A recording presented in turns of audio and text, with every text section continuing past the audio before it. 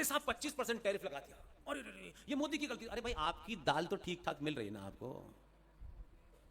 अगर ये टैरिफ से भारत की सनातन सभ्यता को दबाने डराने का काम कर सकता है तो भारत में तो व्रत रखने की प्रथा है। हम उसको आस्थाओं के रूप में रखते हैं, जबकि व्रत रखने से आपके शरीर के सिस्टम को ऑयल मिल जाता है।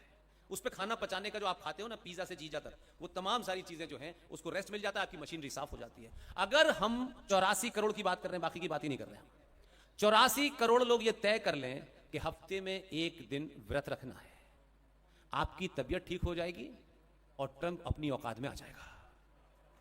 कुछ करना है आपको बंदूक लेकर जाना है क्या? नहीं जाना। ये बंदूक उसको पता नहीं है कि ये 84 करोड़ों ने अगर एक दिन का खाना नहीं खाया तो तुम जो डरा रहे हो ना हमको, हम ये कर देंगे वो कर देंगे, तुम्हारे बाप दादा नहीं कुछ कर पाएंगे हमारा। एक दिन का व्रत रखना है आपको।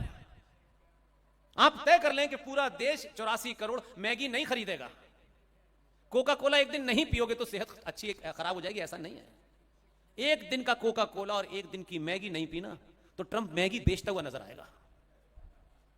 आप में वो आपको जरूरत ही नहीं है कि आपको सेना भेजनी है, इसमें कौन सा मतलब दिक्कत आ रही है आपको? एक हफ्ते के लिए तय कर लें कि ये लिपस्टिक है, ये बिंदी है, ये आ कहां से रही है, कहां से आ रही है, सूत्र पता कर लें और कहिए भाई हम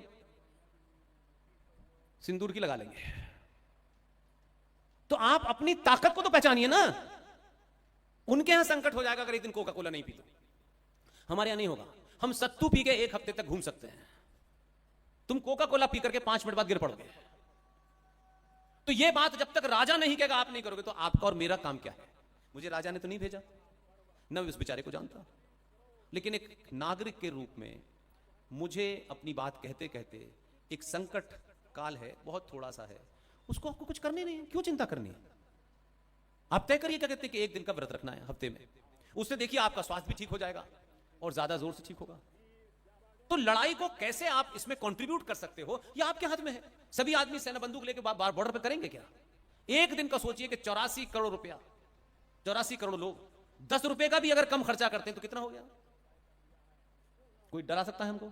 यह शक्ति पूरे विश्व में भारत ही के पास है, और आपकी इस शक्ति को बताने के लिए कोई प्रवचन देने वाले नहीं आएंगे। वो तो पैसा लेंगे 4 करोड़ और चले जाएंगे शाम को, और किसी चीज का हल नहीं देंगे।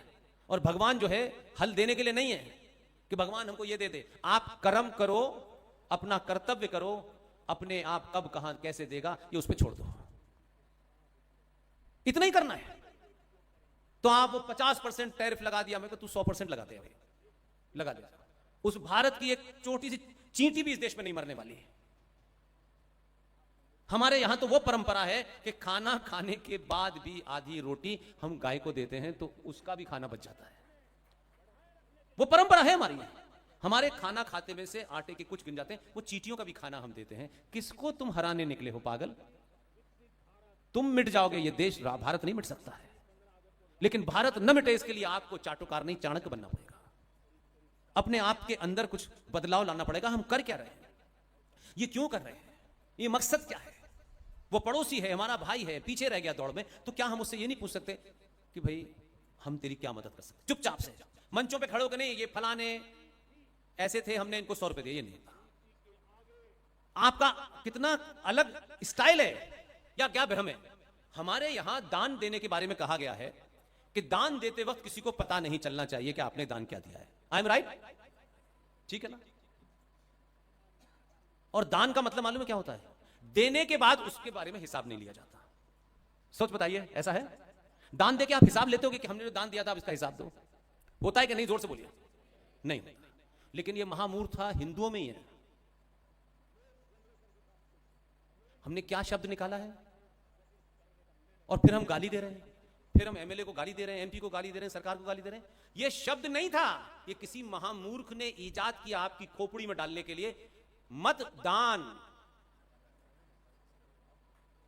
मत का दान कर दिया, आप कह रहे हो मोती हमें हिसाब नहीं दे रहा। अरे दान दिया है तुमने, वो हिसाब क्यों देगा फिर? मैं बताऊं, मैं कोई फिलॉसफी दे रहा हूं कोई? मत का आपने दान कर दिया, आप कहते हो यार ये नेता हमारी नहीं सुनता। भाई साहब, आपने दान की हुई चीज पे हिसाब लेते हो साधु से कि साधु हमने तुझे 500 रुपए दिए थे, अब तू हमें हिसाब दे। दान तो दान है ना, मंदिर में चढ़ा दिया, फिर पूछते हो कि हमारा पैसा कहां गया? आप उल्टी गंगा बहा रहे हो।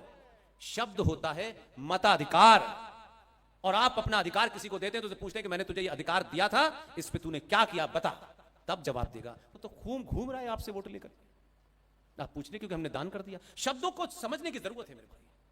आपने पहले स्टेप पे मतदान मतदान करना चाहिए, मतदान फिर जलपान, ये स्लोगन बन गया।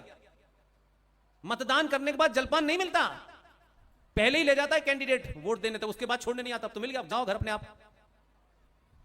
तो छोटी छोटी चीजों को बिना जाने भावुकता में मत करिए। इसलिए हम उन विषय को नहीं जानते जिन विषय के आजकल बहुत से लोग एक्सपर्ट बने घूम रहे हैं। इसलिए नई नई दुकानें आपके इसलिए पैदा हो रही हैं कि किसी को ये 500 लोग मिल गए, वो उन्हीं को सुनाया जा रहा है। किसी ने इस नाम से कोई पीला रंग डाल रहा है, कोई लाल रंग डाल रहा है, कोई काला रंग डाल रहा है, ज्ञान बांट रहा है। तो जब अपने आप को नहीं समझ पाए तो जो साथ में शत्रु है, जिसे आपने कहा नहीं ये शत्रु नहीं, मानव में सब बराबर होते हैं, रचना में तो कोई समस्या नहीं है, लेकिन यहां के पागलपन में तो बदलाव है। तो जब आप कहते हो सारे धर्म बराबर हैं, तो आप गंदी नाली की कीचड़ की तुलना समुद्र से करते हैं।